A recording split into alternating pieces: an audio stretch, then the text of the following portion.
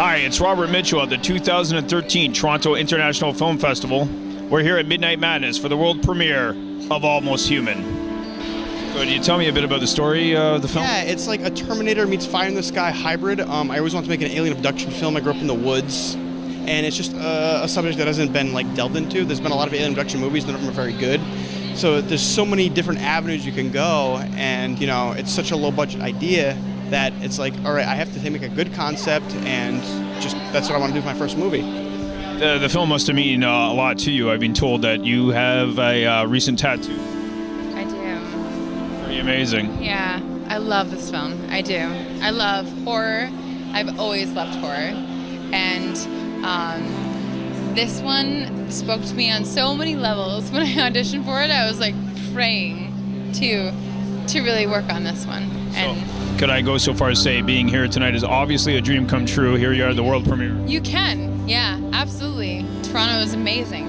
It's been so fantastic in so many ways, and this is like just the culmination of everything. Midnight Madness. I don't even know. I can't even express how excited I am about all the films that have premiered here. Could you tell me a bit about the character you're playing in the film? I play Seth Hampton. He has had a really rough go of it. He witnessed his best friend get abducted by aliens. Nobody believes him. And 2 years later, his friend comes back, but he's not quite the same.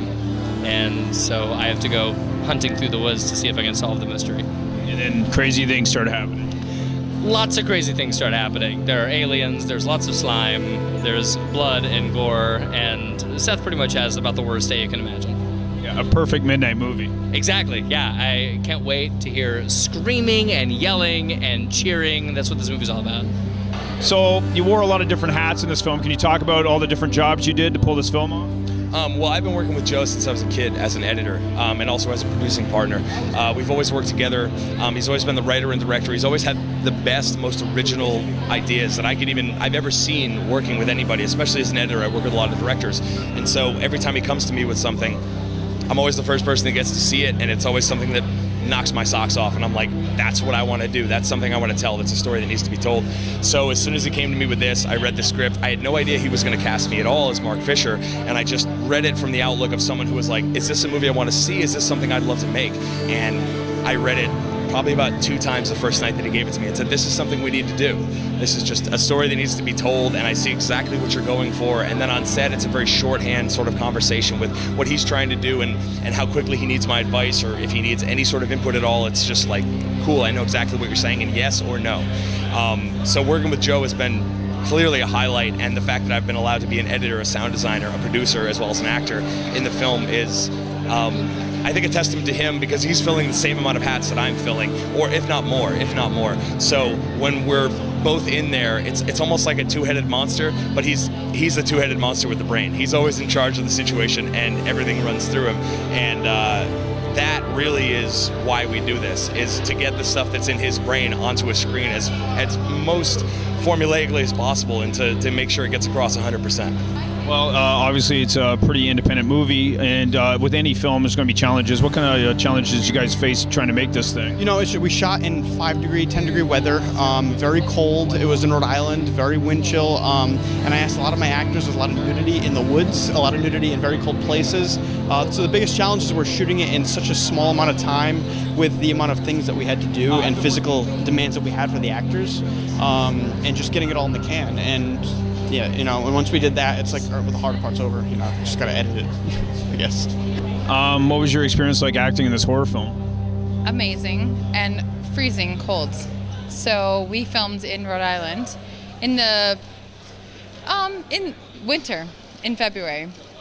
So the most, I feel like the experience I have, most of it is freezing cold. Can you talk a bit about the effects you guys employed in the film? Yeah, I'm a big kind of practical effects. I wanted everything to be practical, 100%. And, to me, a bad practical effect is 100% better than an okay CGI effect. So that's kind of the idea that we went in with, and it's like, if we need to do cheap practical effects, it's still going to look 10 times better than shitty CGI effects. Exactly. So let's do that. You know what I mean? And people seem to really be responding to that, which I'm so happy about. So what were some of the challenges you faced as an actor in this film?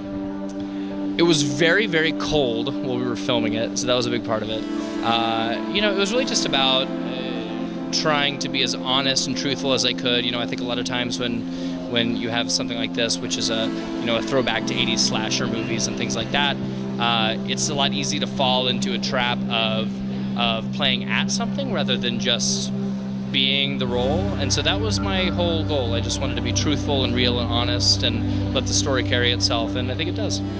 And the poster is very striking. The guys, could you talk about the poster artist? And it reminds me of The Thing. Is your film somewhat influenced, obviously, by The Thing? It is. It's an alien horror movie, and we actually contacted Tom Hodges, who created the Hobo with a Shotgun poster and the Innkeepers poster. Such an amazing artist, and I just blindly emailed him and said, we have this movie, here's the trailer. Do you want to possibly do a poster for it? And he responded back, and it just worked out. And I'm so grateful because that's what got people interested in the movie. You know what I mean? Like that. We met people who were like, we can't use this art. We need to do Photoshop art, and it's like, no, you don't. And we just, I made it very hard pressed that we need to use this art, and that's what everybody's responding. That's what Colin responded to. So a lot of people responded to, and it's just I'm such a horror fan that I wanted to make something that would appeal to me, and that's what I did, and it seems to be appealing to a lot of people. So, just always go with, try to please yourself, and you'll please at least a certain demographic. Well, I'm wondering, obviously you're editing the film, you're doing sound design and all that. Now, when you're acting in front of the camera, how do you turn off all that other stuff and give the best performance you can? Well, actually, what's hard about that is that in editing the film, I have to look at my own performances as like, okay, cool, I'm not the actor. I'm not the person who's in that scene. So when I get to that stage, I'm always kind of like, oh, this is terrible. So I'm very sort of critical of my own work.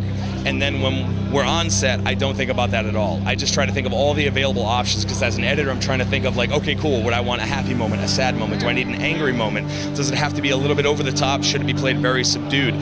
So I try to do all that I can on set, and Joe really allows me to do that. He says, if you think you need one for something, let's take it.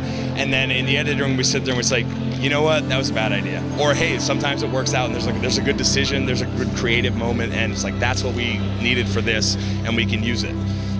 You guys are a true testament of the power of this program and how it can change people's lives.